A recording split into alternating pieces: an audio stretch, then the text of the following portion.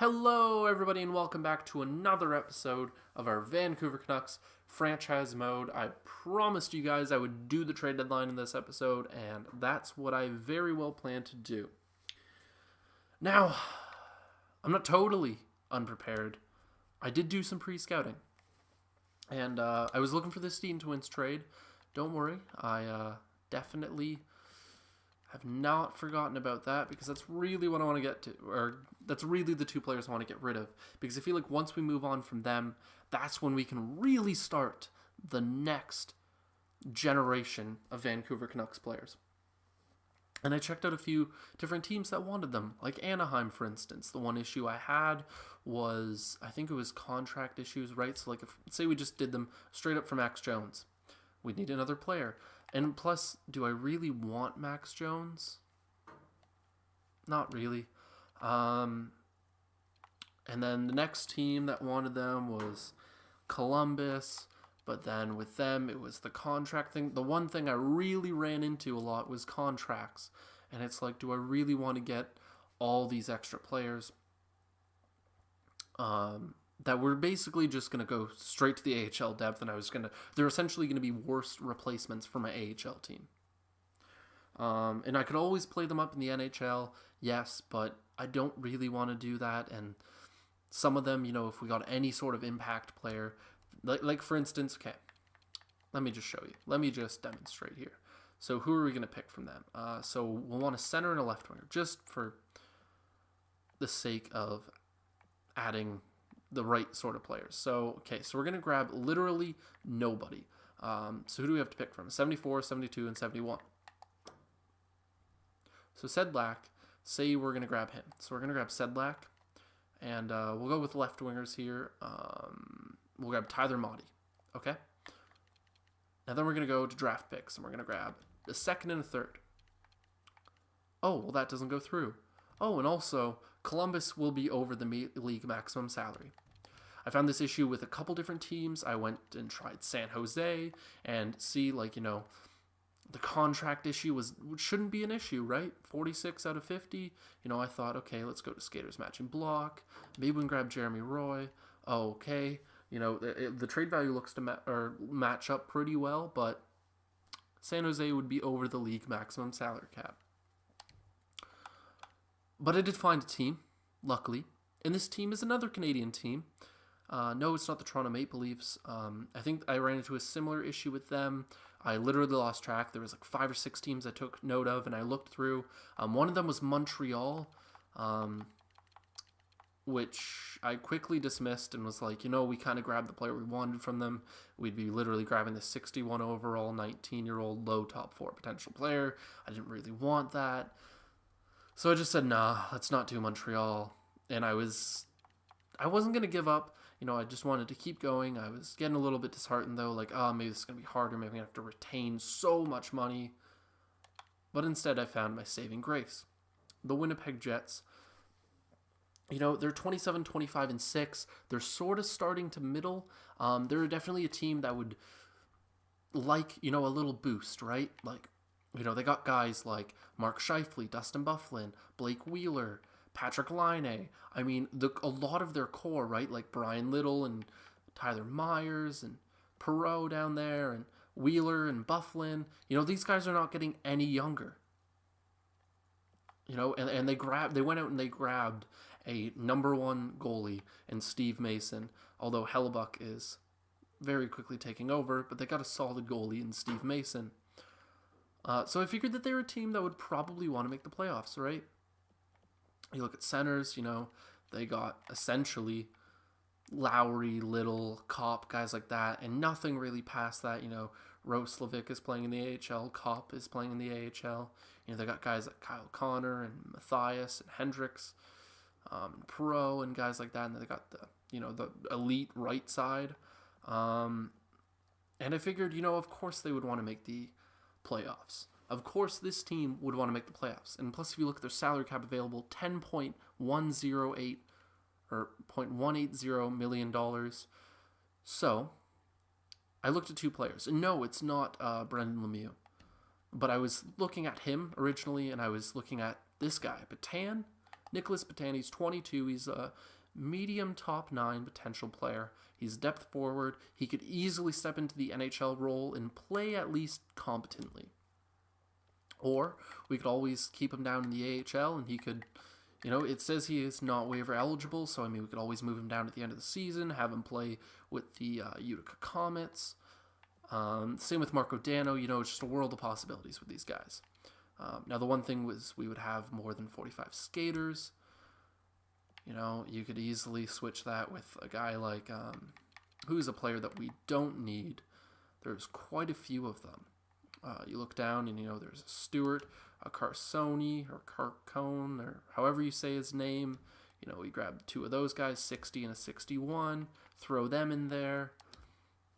And then, you look back and you go into their draft picks and look at a second. And originally I looked at, I think, grabbing a third as well. Unfortunately, it didn't totally seem to match up. Maybe it will, maybe it won't. But we'll see if this goes through. So, this would mean we trade center Henrik Sedin and left wing Daniel Sedin, the 2 faces of our franchise, for Brendan Lemieux, who, much like De La Rose, is probably just going to be AHL depth. At this point at least, maybe he'll grow into a bottom 6 role. Who knows? Nicholas Botano is at least competent at this time to play in the NHL, and same with Dano. So, they'll replace guys in the AHL. Brendan Lemieux will come in, and he'll be even better for the AHL team. Plus, we can grab a second and a third, and we're getting rid of these dead contracts, yes, but they're willing to take them, probably. They're 21 and 22. We're not really in the market for these guys, so why not send them to Winnipeg? Maybe their farm system would like to have them. Maybe they just need to fill up some contracts. They essentially just have the contract space. So we'll see if it goes through. It looks like it might be a little bit in our favor, but we'll see here. We'll propose the trade, and it is rejected, unfortunately. So we're going to see. We're going to take off the third because I'm totally fine with just grabbing a ninth or second round pick. And you know what? Actually, maybe we'll throw in a 5th for this year. See if we can't grab that. All right, proposed trade here, rejected. You've sent multiple players to fill a single need, so we're going to say no, we would take Daniel Sedin if you try again. Okay, I don't think that's really the issue, so we'll just ask for the 2019 second round pick. All right, will this trade go through? And it has been rejected again. Now, they don't seem to like to take the both of them, so I think what we're going to do is we're going to retain $2 million on each, maybe. Yeah, I think we'll retain $2 million on Daniel and Henrik. Hopefully just kind of sweeten it up a little bit for them. Maybe make it go through. They're both on 1-year contracts, so it's not like it really matters. I would have more than 3 players with salary retained. Okay, so we'll only retain on Henrik. But still, it's a little bit better for them cap-wise, and, maybe it just kind of swings the value a little bit in our favor and maybe makes it a little bit more appealing. Proposed trade. Trade was rejected. Oh my gosh, this is getting hard. I literally thought that we were going to be able to do this. All right. So instead, we'll see if there's even a prospect that they want or a player that they want. Skaters matching block. You're not getting Elias Pettersson for me, buddy. Maybe we'll throw in a Jason Megna. But then Lemieux is that's kind of pointless to have Lemieux in there. You know what? We'll just see if maybe a different pick will work. I thought this pre-scouted pretty well. It looked good before I came up here and did this. So we'll see if we can grab a 3rd and a 4th for this year. All right. Propose the trade. Rejected. Okay, 3rd. And that's going to go through. Okay, so Brendan Lemieux, Nick Patan, and Marco Dano, as well as a 2018 3rd-round pick. Now, you could see this as not a failure, but we're not getting the best return, maybe. But, we are getting 2 pretty solid depth players for the future. And like I said, the first episode, that's what we need. We need young depth players. These players are all 23 and younger. I mean, they're all going to be probably around the NHL for roughly the next 10 years, which is how long this GM mode is. I mean, in 10 years' time, the oldest one of these players will be 33. Probably won't be here, but still, they're going to be in the league in 10 years, most likely. So, I mean, 3 solid players. We're trading away the Sedins, we're trading away bad contracts, and we're getting something in return, and we're getting a 3rd-round pick. I mean, if anything, this is kind of like getting a ton of picks, right? Like, let's say we get a 2nd or 2 seconds for the Sedins, which even then, it's not very likely that we would get that. The likelihood of us picking someone that turns out to be better than a Nick Batan and better than a Marco Dano and better than Brendan Lemieux is really slim. And now we get a free 3rd-round pick. One thing that can do is that can help us move on move up in the draft if we need it. Maybe we just want to move it and move down in the draft, get some more picks. I think that this is a beneficial trade for all teams involved. So, proposed trade, and it's going through. Perfect.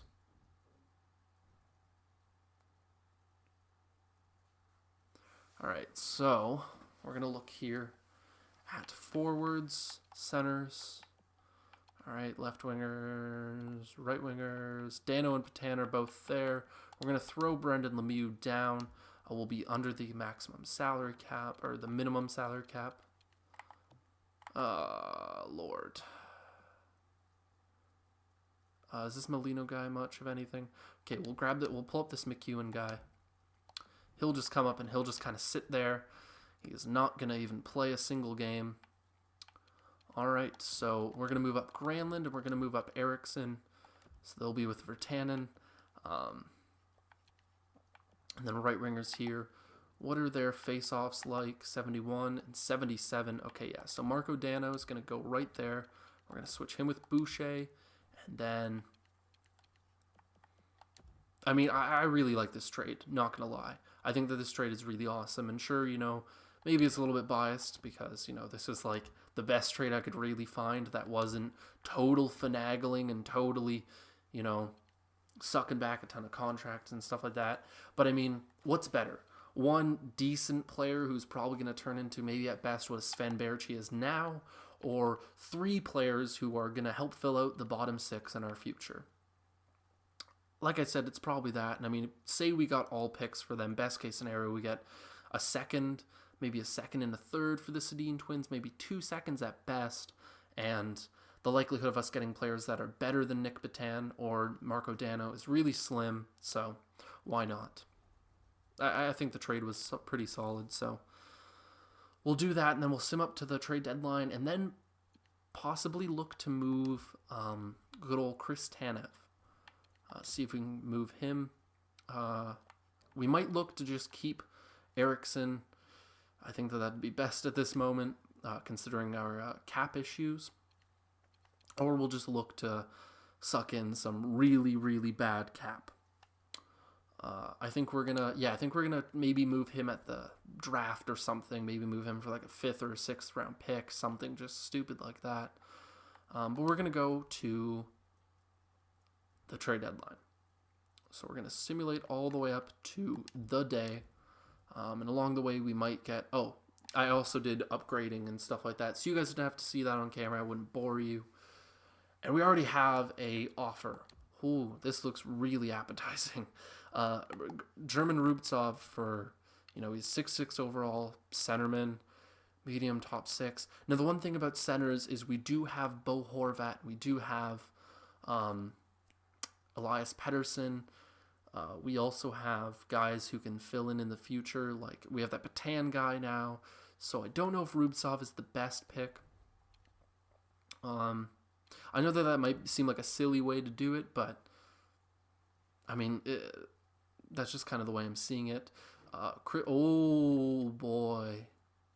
Ooh, this is interesting. This is really interesting. Edit trade here. Okay, so a 2019 second round pick and Travis Dermott for Chris Tanev.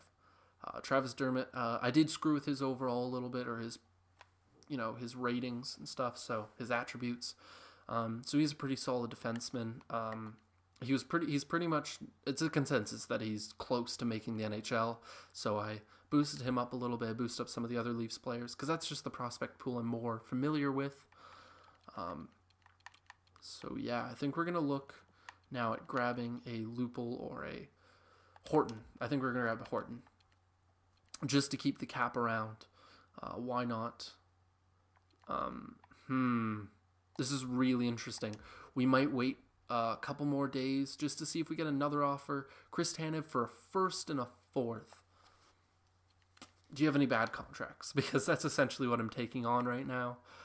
We're going to just look to see if we can take on really high cap hit. McGinn is the best one at 3 and a bit. It's not like Horton, which, I mean, we could get a top 4 defenseman and a second round pick for him. So I think I might take the Toronto pick, or I think I might take the Toronto trade. Yep, we're gonna edit the trade block here, and we're not really actually gonna edit it. I'm just hoping to end the simulation. German roots up once again. Why would I take less? You were offering me, I think, a fourth earlier. Why would I take even less? His faceoffs aren't even that good, so maybe he'll go into it. Ooh, I don't know what I want. You know what? I think we'll grab a defenseman. It's usually harder to grab a defenseman than it is to grab forwards. And I know this isn't the best guy to take advice from, but if you ever heard Brian Burke, build from the back out, I think that's what he said.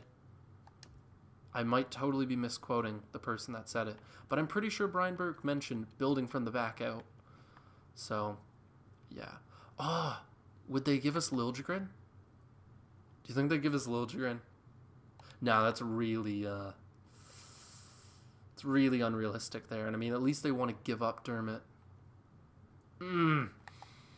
He's so appetizing, though. Like, 78 overall, 87 offensive warrant. He'd kill it. Nope. Okay, we're going to grab Dermott. We're going to grab a second. And we're going to grab, did they want to give us a 2019? I think they wanted to give us, they wanted to give us a 2019, I think it was. And we're going to look at Horton. Okay. Yeah, that's what we need. That's it. And Christopher Tanev, throw him in there. Maybe we look to grab, is there another player that has really big contract that we might want to grab? I mean, Joffrey Lupul's only 1 year. Matt Martin, nah. He wouldn't come to Vancouver. If you remember what happened last year, you probably get why. I think we're just going to try this. Propose trade. Okay, so it is going to work. We're going to actually call up Travis Dermott. We're not going to call up... we will. We're going to put Travis Dermott in the AHL. I think that's what we're going to do. Oh, boys. Travis Dermott, 2019 second.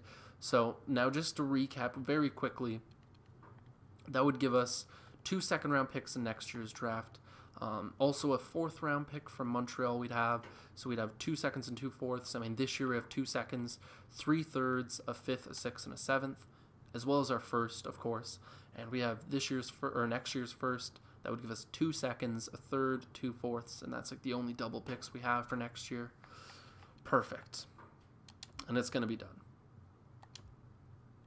I mean, we grabbed a blue chip prospect, like a pretty good prospect, and a 2nd-round pick for Chris Tanev.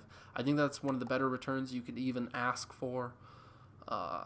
Do we pull up Weirkoch or do we pull up Biega? We're going to pull up Weirkoch. Oh. Team being under the salary. Are you kidding me? Are you serious right now? How would we be under? You know what? Screw it. Okay, we're going to see about defensemen. Yeah, I mean, we can always pull up Holm. Yeah, that's what we're going to do. Okay. Because, I mean, it's not like Holm's playing any games anyways. So, in the NHL lineup here, we're going to... do we do it? Do we put up Stetcher up there? Yeah, we're going to put up Stetcher. Why not? We might regret that at one point. We're going to move up Pouliot.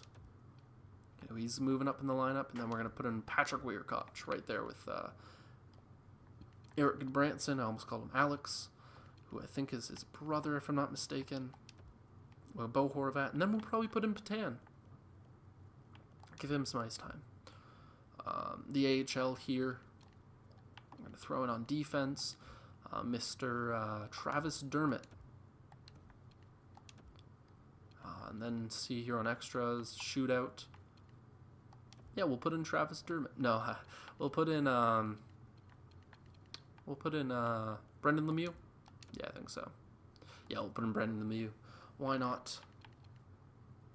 All right. And we're going to simulate here to the end of the season. I think that's all we want to do. I'm not too worried about moving on from Markstrom and Nilsson. You know, we can always move them in the off season. It's no big deal. All right.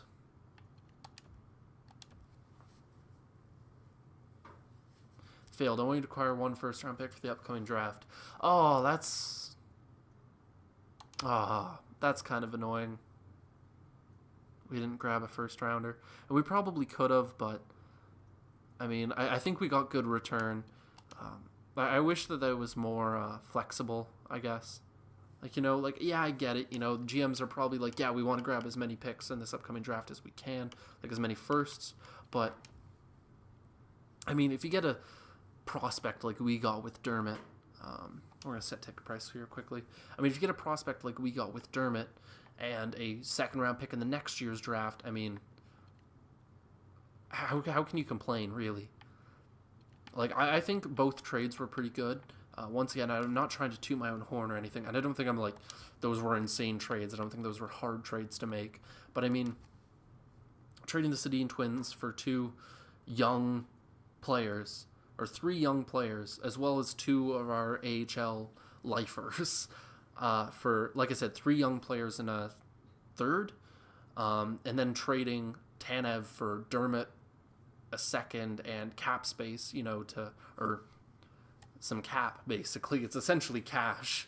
I think that's a pretty good deal.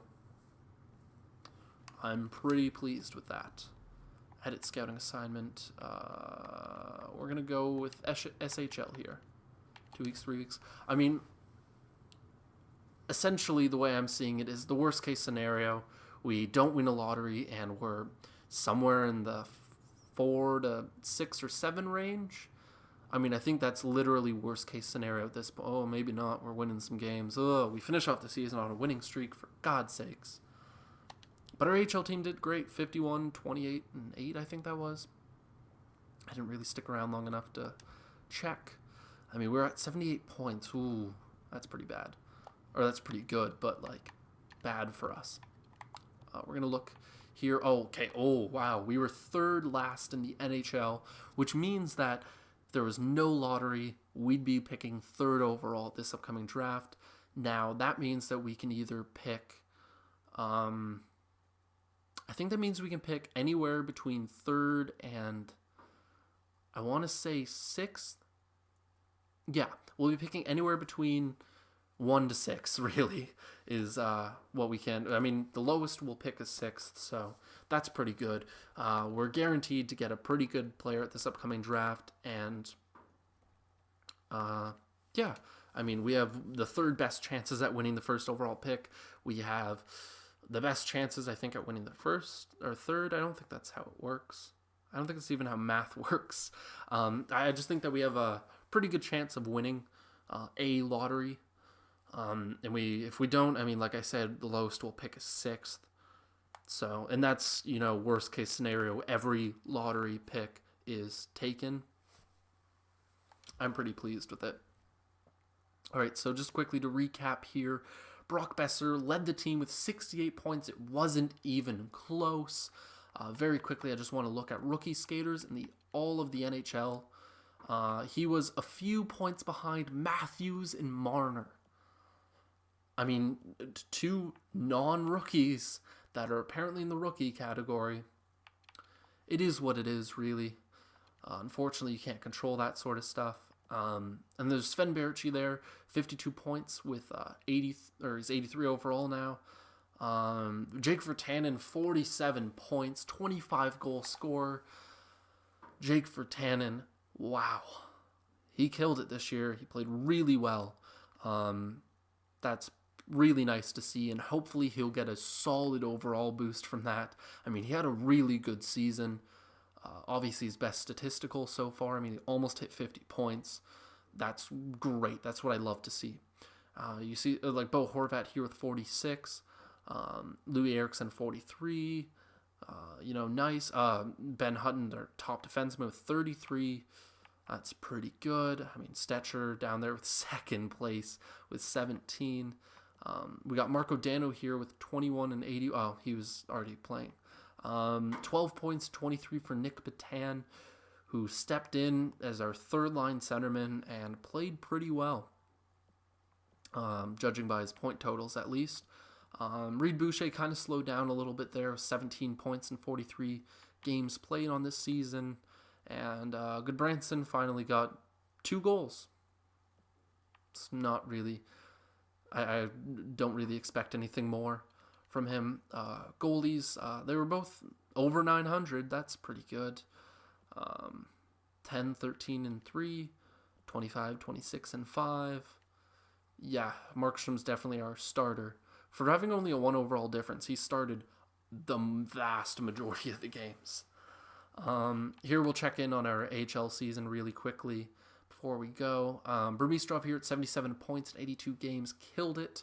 Goldobin, 73 and 82, once again killed it. Nikita Sherbak, 71 points in 81 games, absolute beast. Batan didn't even play a single game for the Utica Comets, but his AHL record is 57 and 59. He also killed it when he was in Winnipeg's farm system. Trevor Smith, 57 and 82. Good on him. Jacob Delarose, 49 and 81. Jonathan Dolan, 49 and 82. Boucher's no longer here. Magna, 42 and 82. Chaput, 41 and 82. Lemieux, 30 and 84. Overall pretty good team. I mean, 84 games played for Travis Dermott there with 22 points. 23 and 82 for Ulevi. Good. That's kind of what you'd expect. Demko here, 77 still. 37 wins, 21 losses, 3 overtime losses for a .915 save percentage, staying pretty consistent to what we saw earlier in the season. Bachman played 22 games, quite a few less, with 14 wins, 7 losses, and 0 overtime losses. 3 shutouts, though. Once again, doing exactly what he was meant to do. He's a nice veteran goaltender there, hopefully mentoring a little bit in Demko. He's doing basically what he's called to do. 14, 7, and 0. He held the fort down pretty well while Demko was getting some rest. Probably came in maybe a couple games that got out of hand and got the job done, really. 9.911 save percentage. That's really good there. Points, neither of them have, or Demko has 3 assists. That's pretty interesting. This is actually just kind of my own little, what I want to see here in goalies. Do any of them have a goal scored? I know it's kind of stupid, but do any of them? No. I didn't think so, but it'd be nice to see. It'd be kind of funny. We're going to sort by wins here. Not losses, wins. Where does Demko? He's 3rd on the list. He's a pretty solid goalie, I guess. 3rd best in wins. That probably means we're near the top in points in our league. We'll check here. Utica Comets, 3rd place, 105 points. We were a solid 7 points off from the league lead, but I mean, we got 51 wins. You can't really ask any more than that. What a good season, at least for the Utica Comets. The Vancouver Canucks had the opposite of a good season, but I mean, we finished where we wanted to. We're in lottery contention. I mean, we're guaranteed a really good pick. I don't really care if we get 1st overall or 6th. This was a successful season, nonetheless. All right, guys, if you enjoyed, remember to click like and subscribe, and comment if you'd like, and as always, Have an awesome day.